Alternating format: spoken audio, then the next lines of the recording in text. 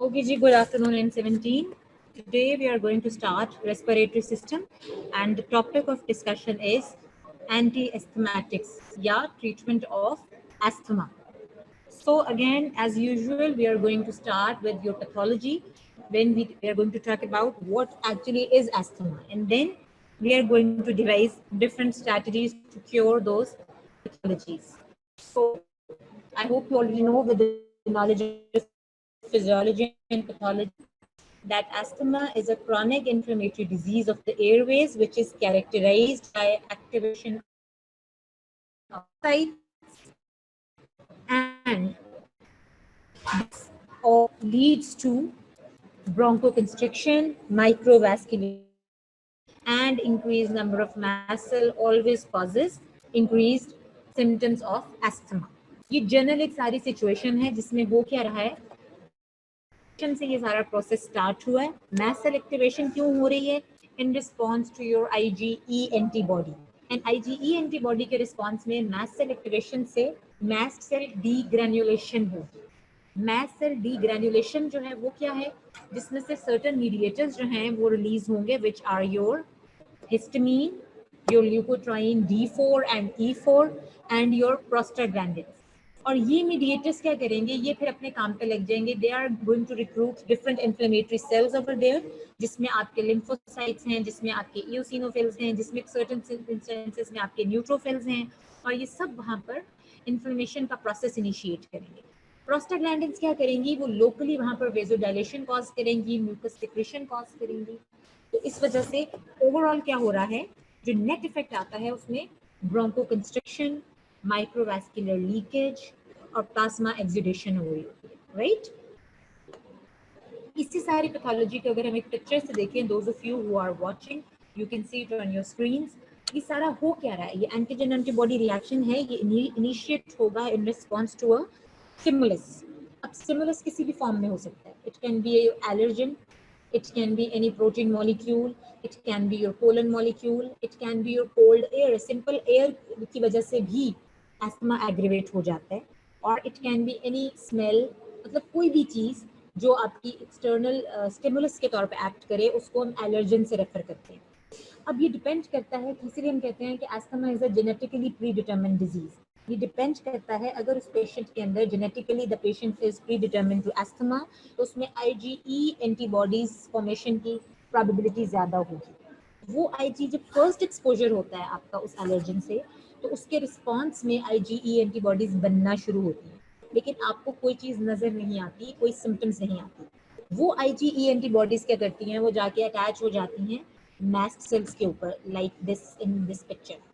अब जब second time allergen का एक्सपोजर होगा, जब सेकेंड टाइम पेशेंट उसी एलर्जन से एक्सपोज होगा, तो body is prepared, body already prepared है. अब वो एलर्जन आके mast cell attached IgE antibody के साथ लगेगा, और उस एंटीजन एंटीबॉडी रिएक्शन के रिस्पॉन्स में मास्ट सेल एक्टिवेट हो जाएगा. जब मास्ट सेल एक्टिवेट होगा तो उसके अंदर सिंथेसिस जब स्टार्ट हो जाएगी ल्यूकोट्राइन्स और प्रोस्टाग्लैंडिन्स की. नेक्स्ट स्टेप में आपका मास्ट सेल डीग्रैन्युलेट करता है, ओपन अप होता है, ग्रैन्यूल्स बाहर निकलते हैं which contain your histamine, your leukotrienes and your prostaglandins. और ये जो सारी चीजें हैं, ये जाकर आगे पूरी पैथोलॉजी को इनिशिएट करेंगे. इसके पैरेलल एक छोटा सा काम और भी हो रहा है. If you see at the bottom of this picture, तो देखो सारी सेंट्रल नर्वस इनर्वेशन आपके सारे बॉडी ऑर्गन्स की हुई है. सिमिलरली जब भी फॉरेन एलर्जन आता है, या अगर हम एयर की बात करें, क्योंकि एस्थमेटिक्स को आपने देखा होगा कि कोल्ड एयर से भी एस्थमा का अटैक एग्रेवेट होता है. ये एक कंडीशन होती है जिसको हम कहते हैं एक्सरसाइज इंड्यूस्ड एस्थमा.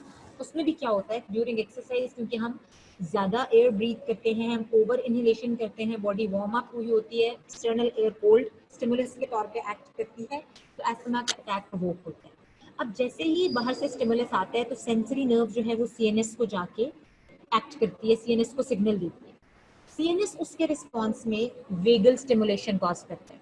बॉडी का पहला डिफेंस क्या होगा, आपके घर पे अटैक हो आपके, तो सबसे पहला आप कोशिश क्या करोगे, बंदूक निकालने से पहले आप दरवाजा बंद करने की कोशिश करोगे, राइट.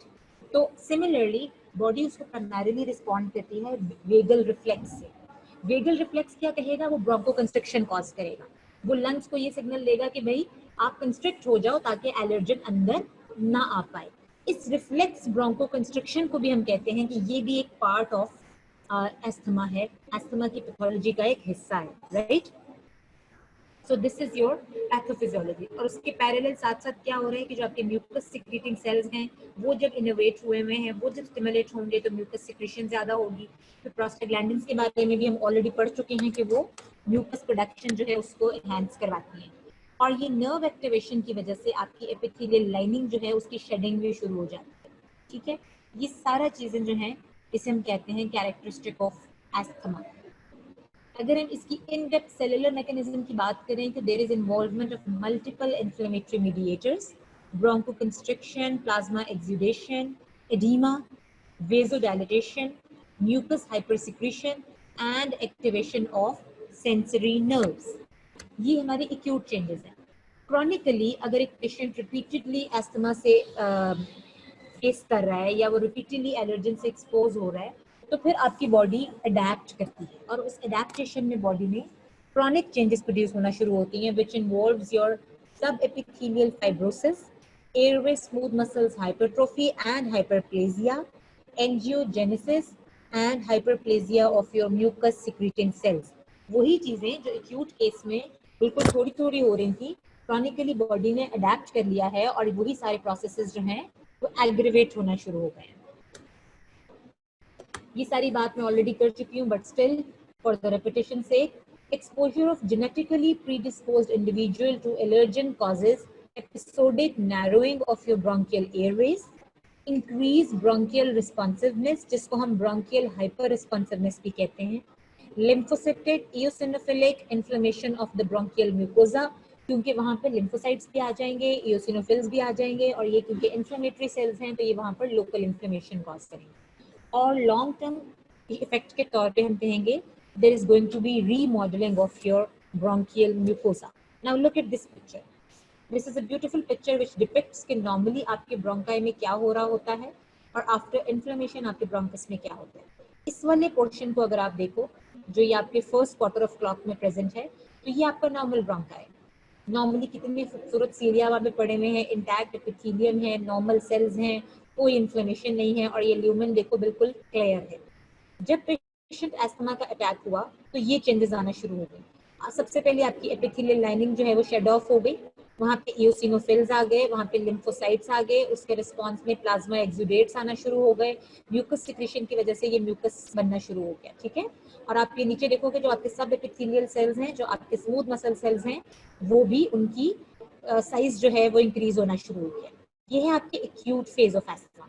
अब जब यही सारा सिनेरियो थोड़ी देर तक के लिए परसिस्ट करता है तो क्रॉनिक एस्थमा में ये सिचुएशन हो जाती है। जाहिर है बॉडी ने दोबारा वो लाइनिंग जनरेट करने की कोशिश करनी है जिसकी वजह से ये देखो ये विलाया लाइक फॉर्म हो जाएगी एपिथेलियल लाइनिंग की। सिलरी मोशन जो है वो बिल्कुल डिस्टर्ब हो गया है नॉर्मल म्यूकस का। जो आपकी सब एपिथेलियल सेल्स हैं वो देखोगे कि उनकी हाइपरट्रोफी हो गई है और वो थिकन अप हो गए हैं, म्यूकस का प्लग बन गया है। और इस सारी सिचुएशन की वजह से आप देखोगे ल्यूमेन का साइज तो बिल्कुल खत्म ही हो गया, ल्यूमेन ऑलमोस्ट ऑब्लिटरेट हो गया, ठीक है। अब आप इमेजिन करें कि अगर आपके एयरवे की ये वाली सिचुएशन होगी तो सांस कैसे लोगे।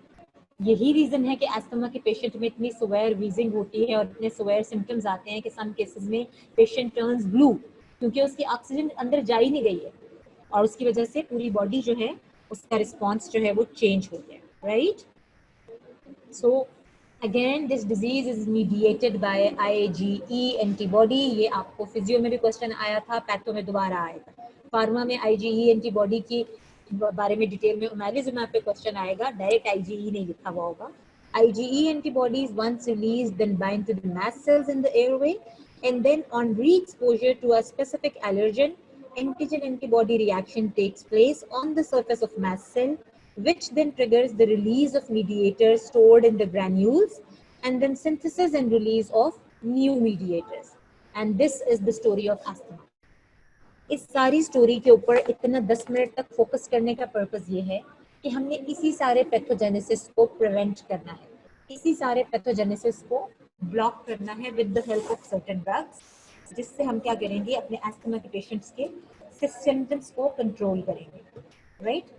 This is another picture which depicts how your normal bronchial mucosa looks, how airflow is present in normal patient, and how the mucosa is thickened up and all the flow is obliterated क्योंकि bronchus का lumen ही खत्म हो गया बिल्कुल। Asthma के phases होते हैं। एक एंटीजन एंटीबॉडी के रिएक्शन के बाद अर्ली रिस्पॉन्स है, जिसमें सिर्फ हिस्टामीन होगी, ट्रिप्टेज होगा, ल्यूकोट्राइन होगी और प्रोस्टाग्लैंडिन होगी। इसको हम कहते हैं एक्यूट ब्रोंकोकंस्ट्रिक्शन। ठीक है। उसके बाद जो डिलेड और लेट रिस्पॉन्स है, उसमें फिर वो आपकी बाकी की सारी चीजें होना शुरू हो जाती हैं। इन्फ्लक्स ऑफ इन्फ्लेमेटरी सेल्स होगा, ब्रोंकल रिएक्टिविटी हो जाएगी, ब्रोंकल हाइपरप्लेजिया होगा, रीमॉडलिंग होगी, सिलियरी मोशन डिस्टर्ब होगा, म्यूकस प्लग फॉर्मेशन होगी। इसको हम कहेंगे sustained delayed late response of asthma. Now this is a picture of your capsule, which once again tells you how all this thing is taking place. किस तरह से आपकी ये CNS से इनोवेटेड है, कैसे आपका सेंसरी रिसेप्टर जो है वो ये देखो, ये छोटा सा आपका इनहेल्ड इरिटेंट है। इनहेल्ड इरिटेंट ने सेंसरी रिसेप्टर ने उसको गैस किया, वो CNS में गया, CNS से उसने वेगल इफरेंट लिया और वेगल इफरेंट ने यहाँ आकर एसिटाइलकोलिन सिक्रीट की और एसिटाइलकोलिन ने आके ब्रोंको कंस्ट्रक्शन करवाना शुरू कर दिया। उसके साथ साथ यहाँ पर इनहेल इरिटेंट की वजह से एंटीबॉडी रिएक्शन भी हो रहा है, जिसके रिस्पांस में मैस्ट सेल और इओसिनोफिल्स जो है वो एक्टिवेट हो रहे हैं और पूरा एस्थमा का पैथोजेनेसिस जो है वो जनरेट होना शुरू हो गया है। Now how to control. हमने अभी ये बात डिटरमिन कर ली कि एस्थमा के पैथोजेनेसिस में अर्ली स्टेज में पहला कैरेक्टरिस्टिक फीचर है आपका ब्रोंको कंस्ट्रिक्शन। पेशेंट आपके पास आया है इस कंप्लेन से कि वो ब्रीथ नहीं कर पा रहा। आप इन्फ्लेमेशन पे तो बाद में जाओगे, आप सबसे पहले तो कोशिश करोगे कि उसकी एयरवे की पेटेंसी को मेंटेन करो, उसके ब्रोंकस के साइज को मेंटेन करो, उसके ल्यूमन को रिलैक्स करो, उसकी ब्रोंको कंस्ट्रक्शन को रिवर्स करो। And for that purpose, the group of drugs which we are going to use are called bronchodilators, right? Bronchodilators, as the name indicates, they aim at dilating the bronchi. इनको हम relievers भी कहते हैं। कई जो books में अगर लिपिनकॉट specially जो लोग पढ़ रहे हैं वहाँ पर रिलीवर्स का नाम लिखा होगा, क्योंकि ये एक्यूट अटैक ऑफ एस्थमा को रिलीव करने में हेल्प करते हैं। Bronchodilators are then sub-classified into three major groups, which are your beta agonist, muscarinic antagonist, and your methylxanthines. If you remember your autonomic nervous system, I always focus correlate करके पढ़ना होता है। Autonomic nervous system में हमने पढ़ा था sympathomimetics में beta 2 agonist were responsible for bronchodilation. और हमने कहा है कि जो काम सिंपैथोमाइमेटिक करती हैं वो पैरासिम्पैथेटिक सिस्टम के ब्लॉकर्स करते हैं। तो अगर आपको एंटी मस्करिनिक्स याद हो तो उसमें हमने 2 ड्रग्स पढ़ी थी, विच वाज, कोई बच्चा मुझे यहाँ पे उसका जरा नाम लिखते, कौन सी ड्रग्स थी एंटी एस्थमेटिक्स के तौर पे जो यूज हो रही थी? Ipratropium, excellent Anika. तो वही बात हम यहाँ पे करेंगे, ipratropium and tiotropium, which is your muscarinic antagonist. और थर्ड ग्रुप जो हम यहाँ पे पढ़ रहे हैं, those are your methylxanthines, and these three groups are collectively classified. Yes, tiotropium, ipratropium, बिल्कुल यही 2 ड्रग्स हैं जो हमने वहाँ पे पढ़ी थी। उसमें एक आध ड्रग हम यहाँ पे एड ऑन करेंगे विद रेफरेंस टू एस्थमा। उसके बाद आ जाती है second group, which are called your controllers. Acute broncho constriction को कंट्रोल करने के बाद हमने लॉन्ग टर्म इन्फ्लेमेशन को कंट्रोल करना है। इसके लिए हम कंट्रोलर्स को यूज करते हैं, which are your anti inflammatory drugs. Anti inflammatory drugs जो है, since you people are prone to have copy paste answers, तो जितना स्पॉन्टेनियस आंसर आएगा उसको उतना ही अच्छा रिस्पॉन्स मिलता है। ओके, एंटी इन्फ्लेमेटरी एजेंट्स में बेटे सबसे पहला ग्रुप होगा हमारे पास रिलीज इनहिबिटर्स। रिलीज इनहिबिटर्स को हम कहते हैं मैस्ट सेल स्टेबलाइजर्स भी कहते हैं। तो बुक्स में दोनों तरह से लिखा हुआ होता है, इसको मैस्ट सेल स्टेबलाइजर्स भी क्लासिफाई कर सकते हो या रिलीज इनहिबिटर्स के नाम से भी क्लासिफाई कर सकते हो। देन आर योर कॉर्टिकोस्टेरॉइड्स, जहाँ जहाँ इन्फ्लेमेशन होगी वहाँ वहाँ हम कॉर्टिकोस्टेरॉइड्स की बात करते हैं। We have talked about corticosteroids like 3 to 4 times already, and still we have endocrinology left.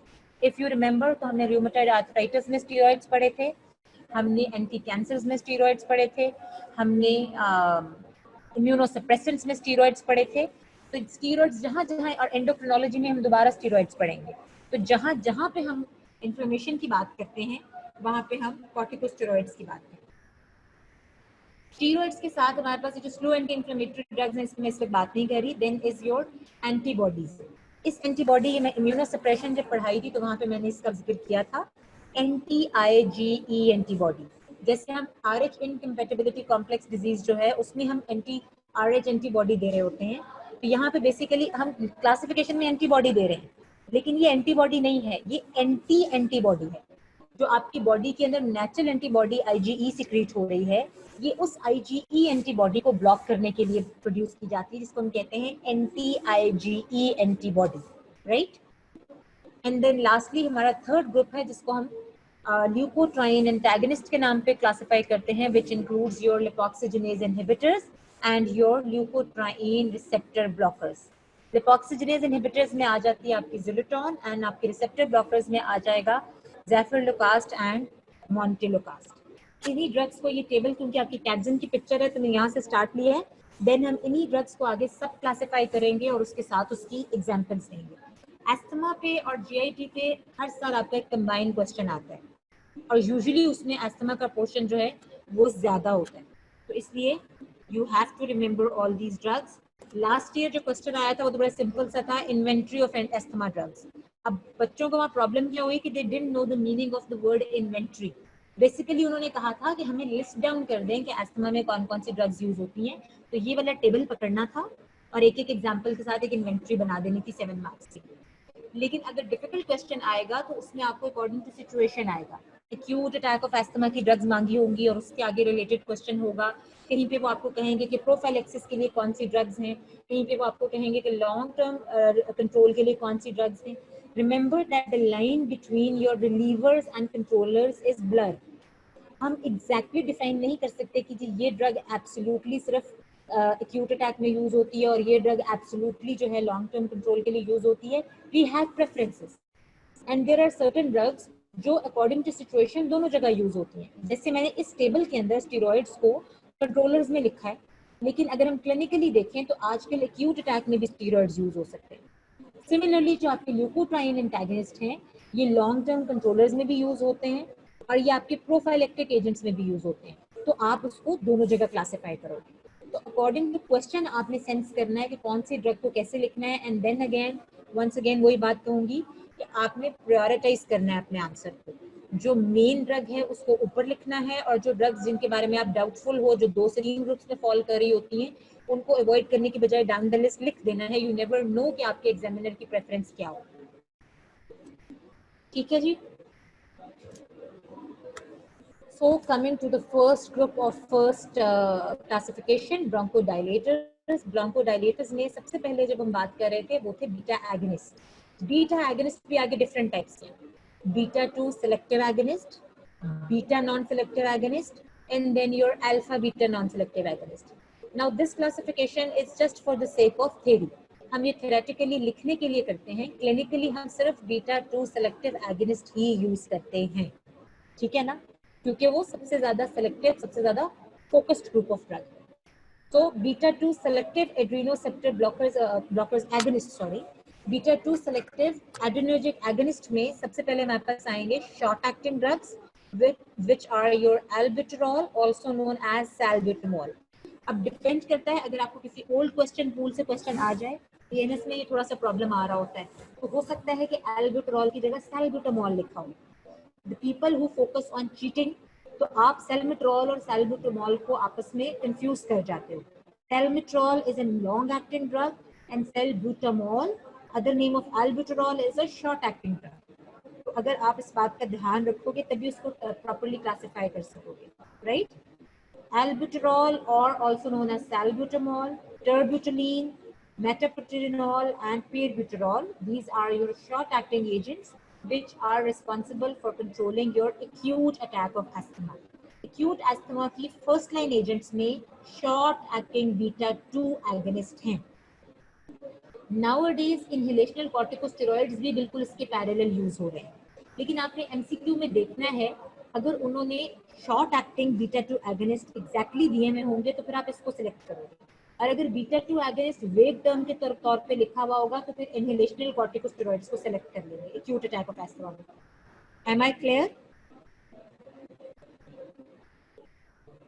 Then आ जाते हैं आपके long acting drugs. Long acting drugs में आपके पास आ जाएंगे सैल्मिट्रॉल एंड फॉर्मिट्रॉल। ये ऑलरेडी आप पढ़ चुके हो in your autonomic nervous system. यहाँ पे सिर्फ हम इसमें क्लासिफिकेशन में जिक्र करते हैं।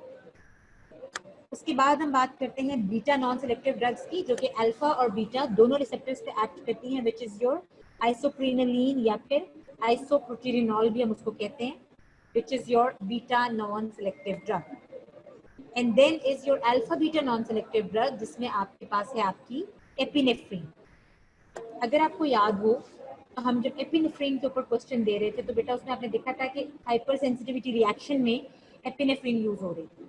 और उसमें अगर लास्ट ईयर का या उससे पिछले साल का क्वेश्चन उठा लो, या इवन आपको टेस्ट में भी क्वेश्चन आया था, तो हमने कहा था rationally of using epinephrine in acute attack.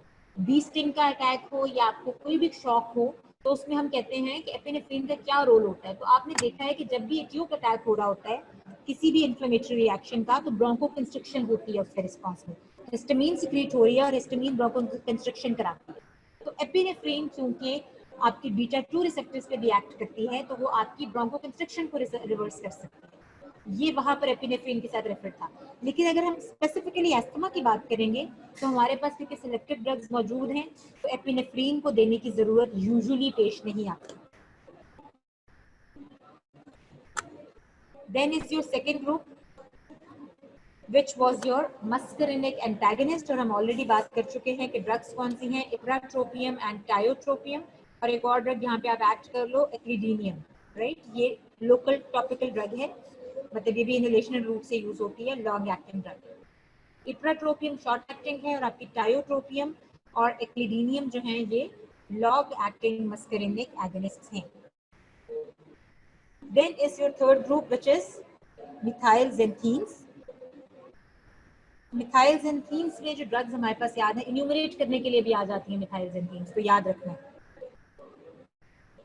Caffeine, theophylline, theobromine and then aminophylline. Caffeine, theophylline और थियोब्रोमीन जो हैं ये नेचुरल सोर्सेज से आ रही हैं। कैफीन आपको पता है कहाँ होती है, caffeine is present in your coffee. Theophylline is present in your tea, जो चाय हम पीते हैं that contains theophylline. And then theobromine is present in your cocoa. Aminophylline जो कि हम क्लिनिकली यूज कर रहे हैं, yes you are right, coffee tea. Aminophylline हम क्लिनिकली यूज कर रहे हैं, ये बेसिकली एक्सट्रैक्ट है या ये एक डेरिवेटिव है नेचुरली अकरिंग थियोफाइलीन का। थियोफाइलीन से अमाइनोफाइलीन है और अमाइनोफाइलीन हम यूज कर रहे होते हैं एस्थमा की ट्रीटमेंट में। Previously aminophylline was one of the first line agents जो हम बिल्कुल बीटा 2 एगोनिस्ट के साथ दे रहे होते थे, बट मैंने कहा कि अब रिसेंटली इनहेलेशनल कॉर्टिकोस्टेरॉइड्स ने इसको रिप्लेस कर दिया है। तो अनलेस एंड अनटिल कोई स्पेसिफिक सिनेरियो हो, मिथाइल ज़ेंथीन्स को हम यूज नहीं कर रहे होते, but for the sake of classification and theory purposes आपने इसको अभी भी एक्यूट फर्स्ट लाइन एजेंट्स में ही डाउन द लिस्ट क्लासिफाई करना होता है। देन आर योर कंट्रोलर्स, जिसको मैंने कहा था लॉन्ग टर्म ड्रग्स या फिर हम कहेंगे एंटी इन्फ्लेमेटरी एजेंट्स। प्राइमरीली सबसे बड़ी एंटी इन्फ्लेमेटरी ड्रग क्या है, कॉर्टिकोस्टेरॉइड्स। और यहाँ पर हम कॉर्टिकोस्टेरॉइड्स को सब क्लासिफाई भी करेंगे इनहेलेशनल एजेंट्स में, which is your beclomethasone, budesonide, ciclesonide and fluticasone. ये नाम आपको आने चाहिए क्योंकि एमसीक्यू में वो ये रेफर नहीं करते कि हम इनहेलेशनल की बात कर रहे हैं या किसी। तो आपको एजेंट सिलेक्टेड करना होगा, तो उसमें से नामों अगर आपको पता नहीं होंगे तो यू नेवर नो कि हम इनहेलेशनल स्टेरॉइड की बात कर रहे हैं, राइट। तो बेक्लोमिथासोन, ब्यूडिजोनाइड, साइक्लिसोनाइड एंड फ्लूटिकासोन, इतने याद रह जाएं तो काफी है। Then are your oral agents, which is your hydrocortisone and prednisolone, and then is your intravenous agent, which is your prednisone and again hydrocortisone. Usually inhalational corticosteroid से ही asthma cure हो जाता है। However, अगर status asthmaticus का patient है, status asthmaticus से मिलता जुलता word आपने और कहाँ पढ़ा है? Anybody?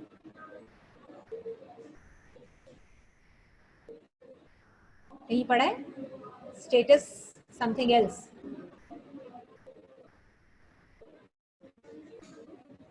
ओके, स्टेटस एस्थमेटिकस की तरह आप पहले स्टेटस एपिलेप्टिकस पढ़ के आए हो, जो कि इमरजेंसी ऑफ एपिलेप्सी होती है, जहां पे रिपीटेड अटैक ऑफ एपिलेप्सी आ रहे होते हैं, तो उसको हम कहते हैं कि स्टेटस एपिलेप्टिकस है। इसी तरह अगर पेशेंट को रेपिटेटिव अटैक ऑफ एस्थमा आ रहे हों, जहाँ पे एक अटैक खत्म होने से पहले ही दूसरा अटैक स्टार्ट हो जाए, तो उस सिवियर कंडीशन को हम कहते हैं status एस्थमेटिकस, and this is a medical emergency. तो एट टाइम्स स्टेटस एस्थमेटिकस के पेशेंट्स में उसके प्रॉपर कंट्रोल के लिए हम आईवी या ओरल स्टेरॉइड्स यूज कर सकते हैं, वरना अदरवाइज नॉर्मल क्रॉनिक पेशेंट्स के अंदर हम इनहेलेशनल रूट की ड्रग्स के साथ ही काम चला लेते हैं, they are more than enough. Mind you that oral and intravenous drugs जो है बेशक इनका इफेक्ट बहुत अच्छा है, but they have very severe systematic adverse effects. तो हम क्योंकि उन सिस्टमैटिक एडवर्स इफेक्ट्स को अवॉइड करना चाहते हैं जो पूरी बॉडी में आ रहे होते हैं स्टेरॉइड्स की, तो we prefer the inhalational agents unless the situation is very very critical or severe. Then another group of drug is your mast cell stabilizers, जिसको मैंने release inhibitors भी लिखा हुआ है कुछ बुक्स में, मैंने दोनों नाम यहाँ पे लिख दिए हैं।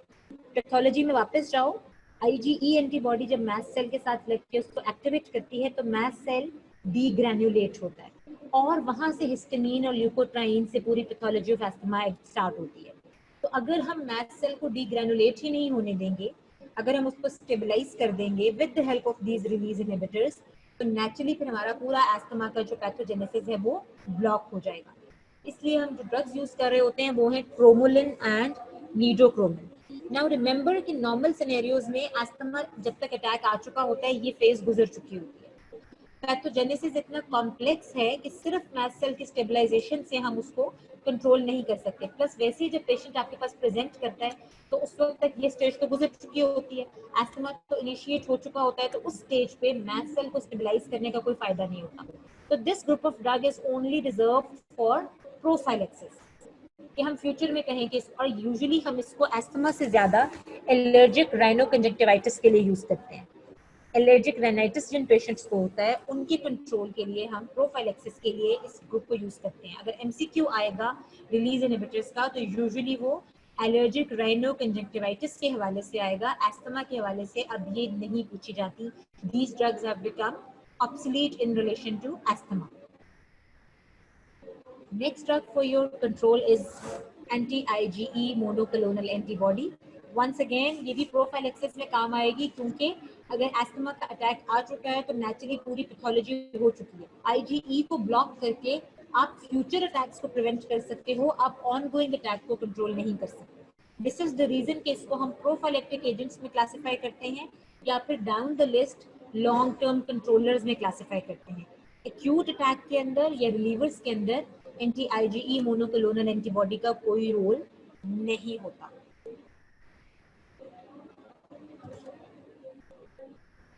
And then lastly, there is another group of drug which is called leukotriene antagonist. Leukotriene antagonists are of two types. एक तो leukotriene synthesis inhibitors हैं, जिसको हम कहेंगे lipoxygenase inhibitor, जो आपके उस पाथवे को ब्लॉक करते हैं जहाँ पे ल्यूकोट्राइन C4, B4 और D4 सिंथेसाइज हो रहे हैं। ठीक है, अगर अब नेचुरली एस्थमा का अटैक अगर पेशेंट को इनिशिएट हो गया है तो इसका मतलब है कि ये स्टेज तो क्रॉस हो गई। ये लिपोक्सिजेनेज तो मास्ट सेल के अंदर था जहाँ पे आपके ल्यूकोट्राइन सिंथेसाइज हो रहे हैं। तो उसके बाद जो नेक्स्ट स्टेप होगा वो होगा leukotriene receptor blockers which are going to block the target receptor of these leukotrienes and ultimately prevent or inhibit or block the pathogenesis of asthma. इसमें कौन सी ड्रग्स हैं वो होंगी zafirlukast and montelukast. Now again the point remains कि जब asthma का attack patient को आ गया है तो उस सिनेरियो में ल्यूकोट्राइन, जिसका मतलब है अपने रिसेप्टर्स पे भी एक्ट कर चुकी है, this means that these drugs hold no result in your acute attack of asthma. Long term control में भी इनका बेसिकली बेसिक रोल प्रोफाइलेक्सिस में है कि ये प्रिवेंट करती हैं फ्यूचर अटैक को। इसके साथ साथ एस्थमा के साथ साथ ये कुछ एलर्जिक रिएक्शंस को भी, जो है पोलन एलर्जी हो जाए या वही एलर्जिक राइनोकंजक्टिवाइटिस हो पेशेंट को, उसकी प्रिवेंशन में भी यूज होती है। आई एम श्योर आप में से कई लोगों ने इसको खाया भी होगा। माइटिका या मॉन्टिका के नाम से मार्केट में आती है। जिन पेशेंट्स को सीजनल एलर्जीज होती हैं या जिनको अर्ली मॉर्निंग एलर्जी होती है वो मोंटेलोकास्ट लेते हैं इन द फॉर्म ऑफ माइटिका, right? Okay, yes, you know that, fine. This is a picture of your book which sums up the whole strategy to control asthma. अगर इसके top पे जाओ इस फ्लो चार्ट के, तो पहली स्ट्रैटेजी क्या है जो हम आजकल कर रहे हैं? नाउ माइंड यू कि पैथोजेनेसिस में हमने जहाँ एलर्जेंस की बात की थी, viral infections can also initiate और aggravate an attack of asthma. अब कोविड-19 में भी हम सबसे पहले यही बात करते हैं ना, the patients who are prone to respiratory illnesses, यानी COPD, chronic obstructive pulmonary disease के पेशेंट्स, या फिर अस्थमा के पेशेंट्स, या और रेस्पिरेटरी इलनेसेस वाले patients, they are more prone to develop serious complications from कोविड-19। ठीक है, तो उसमें भी हमारा पहला तरीका क्या है? अवॉइडेंस, डस्ट से, पोलन ग्रेन से, कोल्ड एयर से, वायरस से। और अवॉइडेंस कैसे हो सकती है? आप उस इन्वायरमेंट को अवॉइड करें या फिर सिंपली मास्क पहन लें, राइट। अब बाय अवॉइडेंस तो नहीं हुई, ये तो हो गई symptomatic cure of asthma. Antigen antibody reaction हो गया। Antigen is reacted with IgE antibody, and IgE antibody is present on your mast cell, leading to the mast cell degranulation. इस डीग्रैनुलेशन प्रोसेस को ब्लॉक करने के लिए जो प्रोफाइलेक्टिक ड्रग्स हम दे रहे होते हैं वो होते हैं mast cell stabilisers, which is your cromolyn and nedocromil. Anti inflammatory drugs, आपके स्टीरॉइड्स, क्योंकि वो सारे इन्फ्लेमेटरी मीडिएटर्स जो सिंथेसाइज हो रहे हैं आपके मास्ट सेल्स में, उनके सिंथेसिस को भी ब्लॉक करते हैं। स्टीरॉइड्स का बहुत कॉम्प्लेक्स रोल है, मल्टीपर्पज होते हैं, and one of the mechanism is this one, इसलिए हम इसको लॉन्ग टर्म कंट्रोल में डाल रहे होते हैं। एंड देन इज योर ज़िलोटॉन, जो कि आपके लिपोक्सिजनेज एंजाइम को इनहिबिट कर रहा था, और लिपोक्सिजनेज को इनहिबिट करके वो ल्यूकोट्राइन सिंथेसिस को ब्लॉक कर रहा है। And then is your antibody, जो बेसिकली आईजीई एंटीबॉडी को एंटागनाइज करके इस पूरे प्रोसेस को ब्लॉक कर देती है। तो ये बात हो रही है हमारे प्रोफाइलेक्टिक एजेंट्स की। बुक डायरेक्टली कहीं पर प्रोफाइलेक्टिक एजेंट्स के नाम नहीं लिखती, इस तरह डायग्राम्स की फॉर्म में आपको शो करती है। तो ये आपने सारे समअप कर लिए हैं अपने प्रोफाइलेक्टिक एजेंट्स। अब एस्थमा हो गया, मीडिएटर्स रिलीज हो गए, रिस्पॉन्स आया। Response is in 2 phases, I've already told you that. The early response consists of your bronchoconstriction, and the late response, जो कि 4 to 6 hours में आता है, that contains your inflammation and your bronchial hyperreactivity. Early response को prevent करने के लिए हम यूज करते हैं ब्रोंकोडाइलेटर्स। ब्रोंकोडाइलेटर्स में वही ड्रग्स जो हम पीछे भी क्लासिफाई करके आए हैं, बीटा एगोनिस्ट हैं, हम आपकी थियोफाइलिन है जो कि मिथाइलजेंथीन है, मस्करिनिक एंटागोनिस्ट है, और कहीं कहीं ल्यूकोट्राइन रिसेप्टर एंटागोनिस्ट भी यूज हो सकते हैं। And then is your anti inflammatory agent, जो लेट रिस्पॉन्स को कंट्रोल करते हैं, जिसमें अगेन आपके स्टीरॉइड्स का रोल आ जाता है, कहीं कहीं आपके मास स्टेबलाइजर्स आ जाते हैं, लेकिन ये बिल्कुल बस लिखा हुआ है, ये क्लिनिकली कोई इसकी रेलेवेंस नहीं है। And then is your leukotriene antagonist once again, जो कि आपके लेट रिस्पॉन्स ऑफ एस्थमा या क्रॉनिक एस्थमा को कंट्रोल करते हैं। और लॉन्ग एक्टिंग बीटा एगोनिस्ट को भी हम यहाँ पर डाल सकते हैं। ठीक है जी, ये स्ट्रैटेजी को हमने डिस्कस कर ली है। अब हम इन्हीं सारी ड्रग्स को जो क्लासिफिकेशन में हमने पढ़ी है इनको वन बाय वन डिस्कस करेंगे। Question can be in any form. Last year the question was do the inventory of antihistaminics, और वहाँ पे बच्चों को सबसे बड़ा मसला क्या था कि उनको इन्वेंट्री का मतलब नहीं आता था। इन्वेंट्री का मतलब होता है लिस्ट, जैसे डायरी बनती है ना आपकी, तो बेसिकली आपने वो तमाम ड्रग्स जो एस्थमा के रेलेवेंस से आपको आती हैं उनको आपने ग्रुप अप करके लिस्ट कर देना था। लेकिन अगर थोड़ा कॉम्प्लेक्स क्वेश्चन आए तो वो अकॉर्डिंग टू सिनेरियो क्लासिफिकेशन आती है। एक्यूट अटैक की क्लासिफिकेशन आ जाएगी, प्रोफाइलेक्सिस की क्लासिफिकेशन आ जाएगी, या फिर ग्रॉसली ओवरऑल एंटीहिस्टामिनिक्स की क्लासिफिकेशन आ जाएगी। तो इसलिए आपको ड्रग्स के नाम, उनके ग्रुप्स के नाम और उनकी एटलीस्ट 2 to 3 एग्जांपल्स आना is a must. Now we are going to talk about these drugs individually. First and foremost, your beta adrenoceptor agonist. Beta agonist कैसे एक्ट करते हैं? आपको याद होगा कि beta 2 receptors were present in your smooth muscles, and smooth muscles are a major part of your respiratory system. यहाँ पे जी protein की पूरे मैकेनिज्म को, अगर आपको मैकेनिज्म ऑफ एक्शन का क्वेश्चन आता है तो डिपेंड करता है मार्क्स ऑफ क्वेश्चन कितने हैं। If you get a long question, यानी 3 मार्क्स में आपने मैकेनिज्म पूछा हुआ है, तो you have to explain it in depth. आपने बताना है कि आपके बीटा एगोनिस्ट जो हैं वो बीटा 2 रिसेप्टर के ऊपर जाके एक्ट करते हैं, उसको स्टिमुलेट करते हैं। Now this beta 2 receptor is GS mediated. तो यहाँ पर थोड़ी सी एक एनोमली आती है, जहाँ पे भी हम जीएस की बात करते हैं तो हम कहते हैं कि एडेनिलाइल साइक्लेज एक्टिवेट होता है और साइक्लिक एएमपी ज्यादा होती है। बॉडी के डिफरेंट सेल्स में जब साइक्लिक एएमपी ज्यादा होती है तो what comes to your mind immediately is contraction. But smooth muscles में ये एनोमली है कि यहाँ पर जब साइक्लिक एएमपी ज्यादा होती है तो the result is relaxation of muscles. इससे ज्यादा डिटेल में हम नहीं जाते कि वो कौन सी प्रोटीन काइनेज, क्योंकि नेचुरली आपको पता है कि साइक्लिक एएमपी आगे प्रोटीन काइनेजेस को एक्टिवेट करती है और वो प्रोटीन काइनेजेस अपने रिस्पेक्टिव फंक्शंस प्रोड्यूस करती है।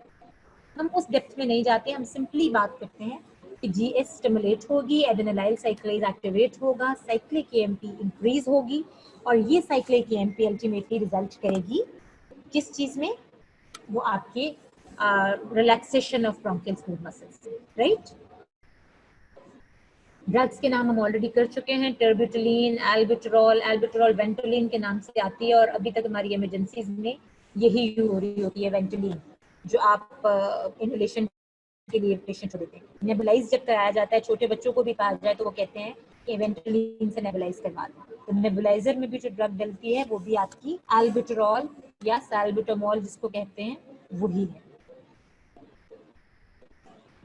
Each of the inhaled drug has an onset of action within 1 to 5 minutes. Immediate response आएगा, and it produces bronchodilation जो कि up till 2 to 6 hours act करती है। इन द लॉन्ग रन हम साथ साथ फिर लॉन्ग एक्टिंग ड्रग्स भी दे देते हैं, या क्योंकि इनहेलेशनल कॉर्टिकोस्टेरॉइड्स भी दे रहे होते हैं तो वो लॉन्ग टर्म कंट्रोल प्रिवेंट करती है। लेकिन जो इमीडिएट स्टेप होता है, जो इमीडिएट रिलैक्सेशन होती है, वो शॉर्ट एक्टिंग बीटा 2 एगोनिस्ट की वजह से ही होती है।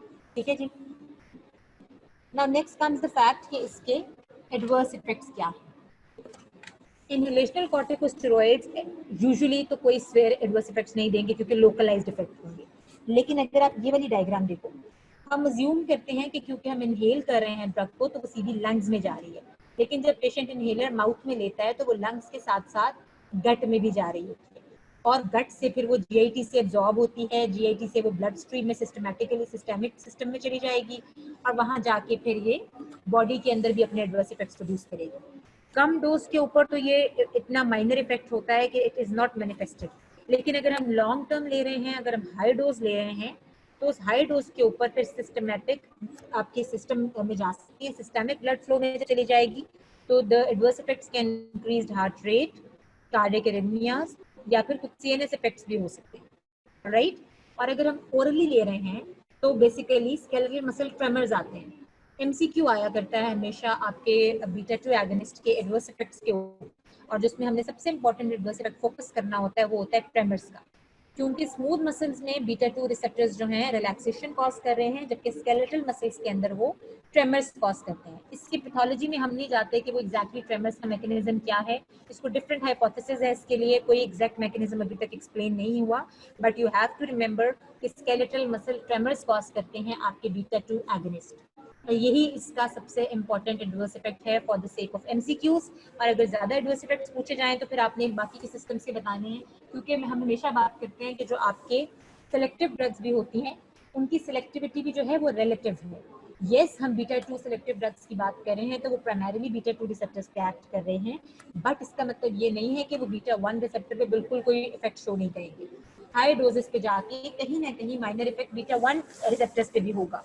वो हर पेशेंट में मैनिफेस्ट नहीं होगा, लेकिन ससेप्टेबल इंडिविजुअल्स में हार्ट रेट बढ़ सकता है, पेरिफेरल वैस्कुलर रेजिस्टेंस इंक्रीज हो सकती है, या इवन ब्लड प्रेशर भी इंक्रीज हो सकता है। Again this diagram is showing you MDI। आप लोग क्योंकि डॉक्टर्स बन रहे हो, क्लिनिशियंस हो, तो आपको पता होना चाहिए MDI is your metered dose device inhalers हैं, ठीक है।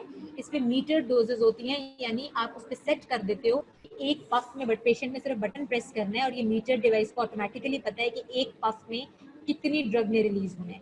यूजुअली इसमें जो ड्रग होती है वो पाउडर्ड फॉर्म में होती है और वो प्रेशर्स के साथ पेशेंट जो है उसको इनहेल करता है, तो इसको हम कहते हैं मीटर डिवाइसेस, राइट। ये लिपिनकॉर्ड के अंदर इसकी एक्सप्लेन किया हुआ है। And this shows that how much of your drug goes into your lungs and then how much of it is swallowed and then absorbed in the liver and then excreted out of the body. यहाँ पर मैंने आपको epinephrine, ephedrine या आइसोप्रोटेरिनॉल classification में बता दी थी, text में नहीं बताई। आपकी बुक्स जो हैं छोटे छोटे पैराग्राफ्स उस पर दे रही हैं, लेकिन क्योंकि क्लिनिकली एस्थमा में वो यूज नहीं हो रही होती, इसलिए एस्थमा में उसको रिपीट करने का कोई पर्पज नहीं है। हम उसकी डिटेल्स ऑलरेडी एम्स में पढ़ चुके हैं, और end of the day prof में क्योंकि कलेक्टिव बुक टेस्ट होता है तो आप ऑलरेडी वो वाला पोर्शन कवर कर चुके होंगे, तो I don't think that we have to repeat it over here because we just have 2 lectures for the topic, So I'm trying to focus on the drugs which are primarily being taught in this topic with relevance to asthma rather than going astray, right? Muscarinic antagonist, once again हम already पढ़ चुके हैं, ipratropium, tiotropium, eclidinium. इसमें जो बात हमने याद रखनी होती है एस्थमा के रेफरेंस से एग्जैक्टली हम आपको पैरासिम्पैथेटिक सिस्टम में ये क्वेश्चन दे चुके हैं. Why ipratropium? Why not atropine? Ipratropium क्योंकि क्वाटर्नरी अमोनियम कंपाउंड है तो ये ब्लड ब्रेन बैरियर को क्रॉस नहीं करता. You all know that, which means that we do not have central nervous system adverse effect with your ipratropium. Whereas atropine या जो other non selective agents हैं जो कि टर्शियरी अमाइंस हैं उनकी यहाँ पर इफेक्ट आता है. अस्थमा को वो भी रिलीव करते हैं, प्रीवियसली अस्थमा के लिए यूज भी होते थे, लेकिन they have additional central nervous system adverse effects due to which we avoid them in patients of asthma. हमारे पास जब सिलेक्टिव ड्रग होती है तो फिर हम नॉन सिलेक्टिव ड्रग को अवॉइड करते हैं. And when we talk about mechanism of action तो हम बात करेंगे कि this competitively inhibits the effect of acetylcholine at muscarinic receptors and try to mention which muscarinic receptor. M3 receptor के ऊपर प्राइमरीली एक्ट करेगा क्योंकि M3 मीडिएटेड ब्रोंकोकंस्ट्रिक्शन को उसने ब्लॉक करना है, लेकिन वेगल नर्व स्टिमुलेशन के रिस्पांस में म्यूकस सिक्रेशन भी हो रही होती है. तो इसलिए जहां जहां एसिटाइलकोलिन होगी रेस्पिरेटरी सिस्टम में वहां वहां उसको एंटागनाइज करेगा आपका एंटी मस्करिनिक एजेंट. ऑलराइट, तो हमें कुछ काइनेटिक्स में हमने याद रखना है. हाँ, एस्थमा में जो एक चीज इंपॉर्टेंट है आप लोगों के लिए, ये वो चीज है जहां पे रूट ऑफ एडमिनिस्ट्रेशन इप्राट्रोपियम बेटा कर सकता है टैकीकार्डिया कॉज, लेकिन वंस अगेन वही बात है कि हाई डोज में करेगा, ससेप्टेबल इंडिविजुअल्स में करेगा. अब इसकी मैं एडवर्स इफेक्ट की तो बात ही नहीं करी ना. प्लस वही बात है कि इप्राट्रोपियम क्योंकि M3 सेलेक्टिव है और हार्ट के अंदर हम M2 रिसेप्टर्स की बात कर रहे होते हैं तो इसलिए यूजुअली इसका उसके ऊपर इतना ज्यादा इफेक्ट नहीं आ रहा होता. तो यू आर राइट कि इप्राट्रोपियम प्रेफर करने की एक ये भी रीजन है कि उसके कार्डियक एडवर्स इफेक्ट्स नहीं होते. ओके, kinetics में हाँ, I was saying that in asthma you have to remember the route of administration. आपने हर ड्रग के साथ ये मेंशन करना है कि इनहेलेशनल ले रहे हो, इंट्रावेनस ले रहे हो या ओरल ले रहे हो. Ipratropium is also administered via aerosol inhalation. It is poorly absorbed into the circulation and does not readily enter the central nervous system. Being the quaternary amine, we know that. Its maximal effect is achieved in 30 to 90 minutes and it can last up to 4 to 6 hours. देते कैसे हैं, उसी MDI के through दे रहे हैं और given as 1 to 2 puffs 3 to 4 times a day. In the past हम beta 2 agonist और इप्राट्रोपियम का कॉम्बिनेशन दिया करते थे, ठीक है, लेकिन अब क्योंकि इनहेलेशनल कॉर्टिकोस्टेरॉइड्स जो हैं वो ज़्यादा एक्टिवली यूज हो रहे हैं क्लिनिकल प्रैक्टिस में, तो मस्करिनिक एंटागनिस्ट जो है वो थोड़ा पीछे चले गए. यूज होते हैं लेकिन प्राइमरीली यूज नहीं हो रहे होते.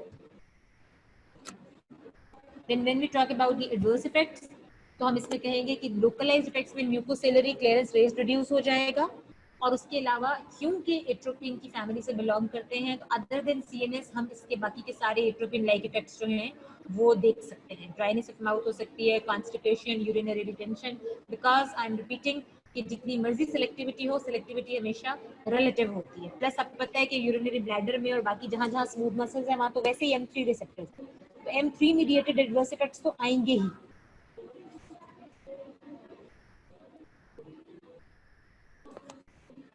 तो आई ऑलरेडी टोल्ड यू कि मैं ये आइसोप्रिनोलिन जो अल्फा जो बीटा नॉन सेलेक्टिव है इसके ऊपर यहाँ पर बात नहीं करूंगी. We have already done that.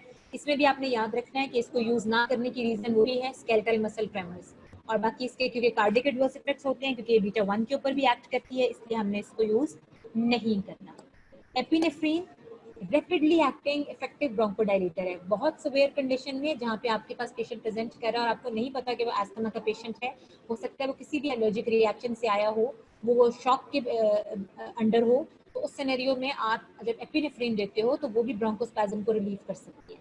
और ये हम प्रीवियसली क्वेश्चन भी यूनिवर्सिटी में आ चुका है जिसमें हम role of epinephrine in shock की बात कर रहे होते हैं. ठीक है, हाइपर सेंसिटिविटी रिएक्शन में एपिनेफ्रीन का रोल जब डिस्कस करते हैं तो उसका जो रेस्पिरेटरी कंपोनेंट है वो यही वाला है. Okay, now we are going to talk about the third group of your bronchodilators which is your methylxanthines, and I already told you जिसमें हमारे पास theophylline, थियोब्रोमीन और कैफीन है। And theophylline preparation is commonly used for therapeutic purpose और उसका नाम है aminophylline. Aminophylline आपने याद रखना है with reference to asthma. Mechanism of action. It is an inhibitor of phosphodiesterase enzyme. Some books also classify it under the heading of phosphodiesterase inhibitors. हम CVS में भी phosphodiesterase inhibitors पढ़ के आए हैं, लेकिन वो और phosphodiesterase. Phosphodiesterase enzyme has multiple subtypes. यहाँ पर हम जिस phosphodiesterase की बात कर रहे हैं वो PDE4 subtype है, ठीक है, जो कि relatively respiratory system से related, smooth muscles में। तो बेसिकली फॉस्फोडाइएस्ट्रेज इनहिबिटर है। फॉस्फोडाइएस्ट्रेज एंजाइम का क्या रोल था कि ये साइक्लिक एएमपी को मेटाबोलाइज करती थी, साइक्लिक एएमपी को ब्रेक डाउन करती थी। और हमने यहाँ पर कहा है कि cyclic AMP is responsible for bronchodilatation. तो अगर हम साइक्लिक एएमपी की ब्रेक डाउन को या उसके मेटाबॉलिज्म को ब्लॉक कर दें by blocking this phosphodiesterase enzyme, तो रिजल्टेंटली साइक्लिक एएमपी के लेवल ज्यादा हो जाते हैं। And this increase level of cyclic AMP is going to result into relaxation of your smooth muscles. However जब बॉडी में साइक्लिक एएमपी ज्यादा होगी तो कार्डिक फंक्शन भी स्टिमुलेट होगा, क्योंकि हार्ट के अंदर साइक्लिक एएमपी जो है वो कार्डिक फंक्शन को एनहांस करती थी। इसके साथ साथ क्या होगा कि इम्यून या इन्फ्लेमेटरी एक्टिविटी जो है वो भी रिड्यूस हो जाएगी। तो ये जो नीचे वाले दो पॉइंट्स हैं they are helpful in relation to asthma, जबकि जो कार्डिक फंक्शन स्टिमुलेशन है ये इसका हमारा सॉर्ट ऑफ साइड इफेक्ट के तौर पे एक्ट कर रहा होता है। This is the effect of your methylxanthines. Diagram आपको बता रही है कि किस तरह साइक्लिक एएमपी ने आगे प्रोटीन काइनेजेस के थ्रू डिफरेंट एक्शंस प्रोड्यूस करने थे, जिसमें स्मूथ मसल्स में ब्रोंकोडाइलेटेशन था। साइक्लिक एएमपी को डिग्रेड कर रहा है फॉस्फोडाइएस्ट्रेज, और फॉस्फोडाइएस्ट्रेज को ब्लॉक कर रहा है हमारा मिथाइलजेंथीन। ये फ्लो चार्ट अगेन हमें यही चीज बता रहा है कि किस तरह से हम अपनी ब्रोंकियल मसल टोन को मेंटेन कर सकते हैं। साइक्लिक एएमपी जो है उसका क्या रोल है? साइक्लिक एएमपी जो है उसको बीटा एगोनिस्ट जो है उसकी प्रोडक्शन को बढ़ाते हैं, क्योंकि वो जीएस प्रोटीन और एडेनिलाइल साइक्लेज को स्टिमुलेट करके साइक्लिक एएमपी प्रोडक्शन बढ़ा रहे हैं, जिसकी वजह से ब्रोंकोडाइलेशन हो रही है। जो फॉस्फोडाइएस्ट्रेज इनहिबिटर हैं वो उसकी डिग्रेडेशन को ब्लॉक कर रहे हैं। वंस अगेन साइक्लिक एएमपी ज्यादा हो रही है, ब्रोंकोडाइलेटेशन हो रही है। बाकी के जितने भी जो ड्रग्स हैं वो पैसिवली एक्ट करते हैं, वो एक्टिवली ब्रोंकोडाइलेटेशन नहीं करवाते, बल्कि वो ब्रोंको कंस्ट्रक्शन को ब्लॉक करते हैं, जो कि अल्टीमेटली रिजल्ट हो जाता है फिर ब्रोंकोडाइलेटेशन। ऐसी ब्रोंकोडाइलेटेशन को हम कहते हैं passive ब्रोंकोडाइलेटेशन। Now, recently there are certain other proposed mechanisms of methylxanthines, और अगर आपको methylxanthine पे बेटा क्वेश्चन आता है और इसके mechanism of action पे ही क्वेश्चन आता है, तो जब हम इसके mechanism of action की बात करेंगे, अगर तो 1 मार्क का क्वेश्चन आएगा तो फिर तो आपने जितना एस्थमा के रेफरेंस से पीछे बता दिया वो इनफ है। लेकिन अगर आपको 3 मार्क्स का क्वेश्चन आता है तो आपको उसके सारे proposed mechanisms बताने हैं। तो उन एडिशनल mechanisms में there is inhibition of adenosine। Adenosine जो है वो प्रोवोक करती है कॉन्ट्रैक्शन ऑफ स्मूथ मसल्स। तो जब एडिनोसिन रिसेप्टर को आप इनहिबिट कर दोगे तो एडिनोसिन मीडिएटेड ब्रोंको कंस्ट्रक्शन भी इनहिबिट हो जाएगी। ये एक सेकंड मैकेनिज्म हो गया। और जो थर्ड मैकेनिज्म है वो ये है कि ये हिस्टोन डीएसिटाइलेज एक्टिवेशन करवाती है। अब ये हिस्टोन डीएसिटाइलेज एक्टिवेशन की वजह से जीन ट्रांसक्रिप्शन हो रही है। तो जब ये हिस्टोन डीएसिटाइलेशन के ऊपर एक्ट करेगी तो अल्टीमेटली जेनेटिक लेवल पे जाके इन्फ्लेमेशन को इनहिबिट करेगी। तो अब 3 एक्शंस क्या हो गए? एक तो सिंपली फॉस्फोडाइएस्ट्रेज इनहिबिशन, दूसरा एडेनोसिन ब्लॉकेज, और तीसरा जो है वो जेनेटिक जीन ट्रांसक्रिप्शन के ऊपर हिस्टोन डीएसिटाइलेशन के ऊपर एक्ट कर रही है, जिसकी वजह से आपकी इन्फ्लेमेटरी मीडिएटर्स जो है उसकी सिंथेसिस ब्लॉक होगी और इन्फ्लेमेशन ब्लॉक हो जाएगा। Is that clear? ये तीनों मैकेनिज्म्स आपको आने चाहिए। Any question so far?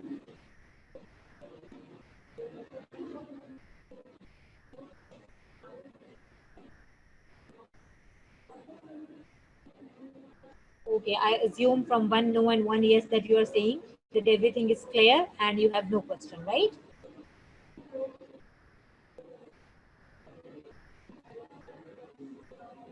Okay.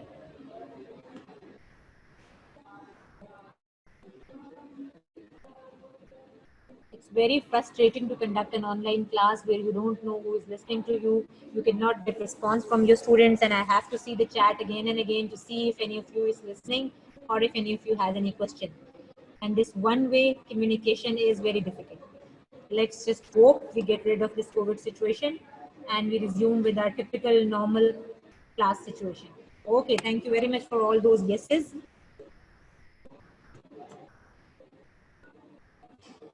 This is the effect of theophylline in a nutshell. Airway bronchodilation, release, leakage of endothelial cell की decrease, किसी हद तक स्केलेटल मसल्स जो हैं उनकी स्ट्रेंथ के ऊपर भी एक्ट करती है, लेकिन ये मैकेनिज्म भी प्रपोज्ड है, इसलिए हम बात नहीं करेंगे. जो जेनेटिक हिस्टोन डीएसिटाइलेशन की मैंने बात की है, this is going to result in decrease in number of eosinophil, decrease in number of T lymphocyte, decrease in release of mast cell mediators and decrease in cytokine synthesis. ये सारे वो inflammatory mediators हैं जिनको block करेगी theophylline अपने third mechanism के through. Alright, लेकिन ये मैकेनिज्म इतना माइनर होता है कि हम इसको प्राइमरीली बात नहीं करते. हम प्राइमरीली सिर्फ इसके फॉस्फोडाइस्ट्रेज मैकेनिज्म पे बात करते हैं, और उसके लिए भी क्योंकि अब हमारे पास बेटर ड्रग्स प्रेजेंट हैं तो हम इन सारी इसको थियोफाइलिन्स को या मिथाइलजेंथीन्स को रिजर्व करते हैं क्रॉनिक केसेस के लिए या फिर रेजिस्टेंट केसेस के लिए. थियोफाइलिन जो है ये एनहाइड्रस कंपाउंड है, माइक्रोक्रिस्टलाइन फॉर्म में दिया जाता है, इनहेलेशनल फॉर्म में प्रेजेंट होता है, वही मीटर डोज इनहेलर्स के थ्रू हम इसको एडमिनिस्टर करते हैं. ये सारी बातें काइनेटिक्स में, इससे ज़्यादा आपको याद रखने की जरूरत नहीं है. इसमें जो चीज़ हमने याद रखनी है वो है इसके ऑर्गन सिस्टम इफेक्ट्स, क्योंकि एडवर्स इफेक्ट्स इसके काफ़ी हैं, डिफरेंट सिस्टम्स पे इसके इफेक्ट्स हैं. अब आपको पता है कि हमने जो क्लासिफाई किया मिथाइलजेंथीन्स को, we talked about the fact that they are present in your coffee, in your tea, in your coca. तो बेसिकली जो इफेक्ट्स आपके टी और कॉफ़ी के आ रहे थे वही इफेक्ट्स आपके ऑर्गन सिस्टम्स के ऊपर इसके आएंगे. CNS के अंदर there is going to be mild cortisol arousal, there is going to be increased alertness and deferral of fatigue. Patient is going to feel active and alert. Insomnia हो सकता है patient के अंदर, ठीक है. वेरी हाई डोजेस के ऊपर medullary stimulation और कन्वर्जेंस भी हो सकती हैं, लेकिन क्योंकि ये रेयर है तो इसकी हम यहाँ पे बात नहीं करते. देन क्योंकि हमने कहा कि ये एडिनोसिन रिसेप्टर्स को ब्लॉक कर रहा होता है, कार्डियोवैस्कुलर सिस्टम के अंदर भी एडिनोसिन रिसेप्टर्स प्रेजेंट हैं. अब उन एडिनोसिन रिसेप्टर्स की जब इनहिबिशन होगी तो there is going to be increase catecholamine nerve ending release, और इस कैटेकोलामिन रिलीज की वजह से there will be slight tachycardia, increase cardiac output, increase peripheral resistance and slightly raised blood pressure. This is the reason कि आपको कहा जाता है कि चाय पीने से या कॉफी पीने से कुछ लोग कहते हैं कि जी ब्लड प्रेशर इंक्रीज हो जाता है. दो recent researches show that coffee and tea have positive beneficial effect on your cardiovascular system, but in some individual, in some sensitized individual, जब पहले ही इनका बीपी ऑलरेडी हाई चल रहा हो तो उस एक्यूट सिचुएशन में हम कहते हैं कि कॉफी और टी जो है वो टेम्परेरीली आपके सीवीएस के ऊपर एडवर्स इफेक्ट प्रोड्यूस कर सकते हैं, right. Otherwise these effects are so minor कि नॉर्मल सिचुएशन में कोई प्रॉब्लम क्रिएट नहीं कर रहे होते patients. Then is your gastrointestinal system. GIT के अंदर आपकी गैस्ट्रिक एसिड की सिक्रेशन ज़्यादा हो जाएगी, डाइजेस्टिव एंजाइम्स की सिक्रेशन ज़्यादा हो जाएगी, ओवरऑल मेटाबॉलिज्म ज़्यादा हो जाता है जीआईटी में, and this plays a role, जिसकी वजह से हम कहते हैं कि कुछ लोग कॉफ़ी को या टी को डाइटिंग में यूज़ कर रहे होते हैं, ठीक है.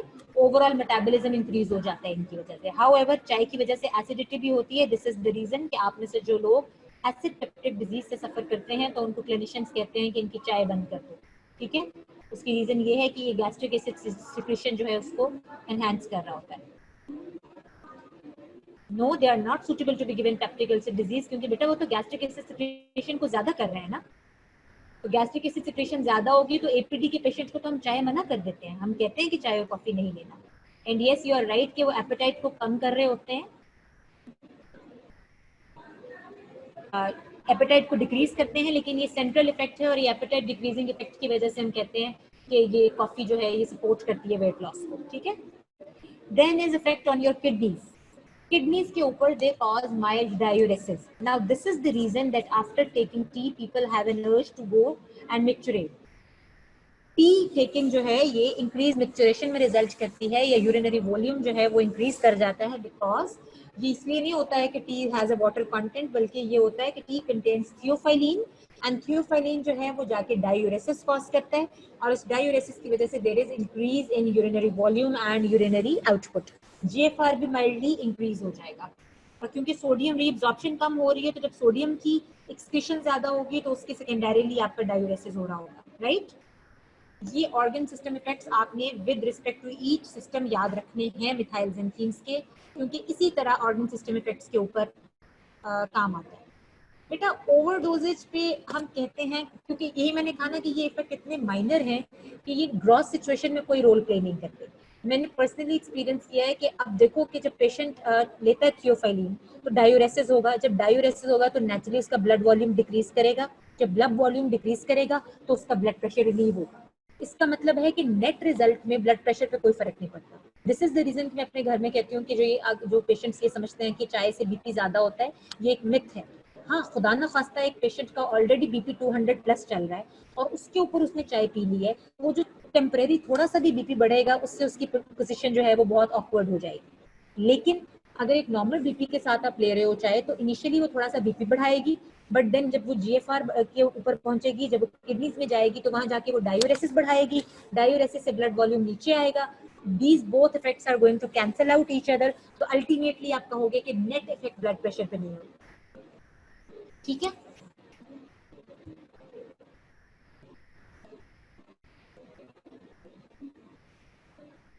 जी नहीं, एस्थमा पेशेंट अगर सिवियर कंडीशन में होगा तो ही और she won't be able to ingest anything.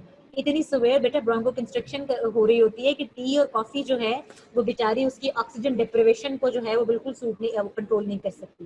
तो if nothing else is available तो ऑक्सीजन ही देनी होती है, चाय पीने की तो सवाल ही पैदा नहीं होता, वो चोक कर जाएगा। एग्जैक्टली, यू राइट, एस्पिरेशन हो सकती है, तो नेबुलाइजेशन करानी है हमने, अदर देन दैट और कोई सोल्यूशन नहीं है। क्योंकि टी और कॉफी का ये एक कंपोनेंट है, हम जब इसको एस्थमा में यूज करते हैं तो हम उसमें से अमाइनोफाइलिन निकालते हैं, फिर उसको एक्सट्रैक्ट करते हैं, फिर उसकी स्पेसिफिक कॉन्सेंट्रेशन देते हैं, उस लेवल पे जाकर वो इतना इफेक्ट प्रोड्यूस करती है कि ब्रोंकोडायलेटेशन आ सकती है। पर इसका दूसरा प्रॉब्लम ये होता है कि इसकी थेरेप्यूटिक विंडो बहुत नैरो है, ये इसके एक इंपॉर्टेंट प्रॉब्लम है। नहीं, थियोफाइलिन के नॉट कॉज डिहाइड्रेशन, बहुत कम इफेक्ट है, यूरिनरी वॉल्यूम थोड़ा सा इंक्रीज कर देगी तो उससे डिहाइड्रेशन नहीं हो जाएगी। आप लोग ना इफेक्ट को बहुत एक्सट्रीम तक ले जाते हो, ये इफेक्ट प्रेजेंट होते हैं बट ओवरऑल नॉर्मल इंडिविजुअल में मैनिफेस्ट भी नहीं होते। अब ये इन मैनिफेस्ट कहाँ पर होते हैं, जहाँ ऑलरेडी सिवेरिटी चल रही है। अगर खुदा ना खास्ता आप ऑलरेडी डिहाइड्रेटेड चल रहे हो तो उसमें तो अगर थोड़ा सा भी आपका यूरिन वॉल्यूम ज्यादा होगा तो नेचुरली आप डिहाइड्रेशन में चले जाओगे। ठीक है, तो इसलिए नॉर्मल इंस्टेंसेस में ये इफेक्ट्स मैनिफेस्ट नहीं होते इस सेवेरिटी के साथ कि हम उसको डिहाइड्रेशन तक ले जाएं या हम ब्लड प्रेशर को टेकिकार्डिया या एरिथमिया तक ले जाएं, लेकिन कौन इंडिविजुअल्स में कुछ भी हो सकता है। We will continue this lecture on Monday from here onwards. I hope I made myself clear enough today. Any question?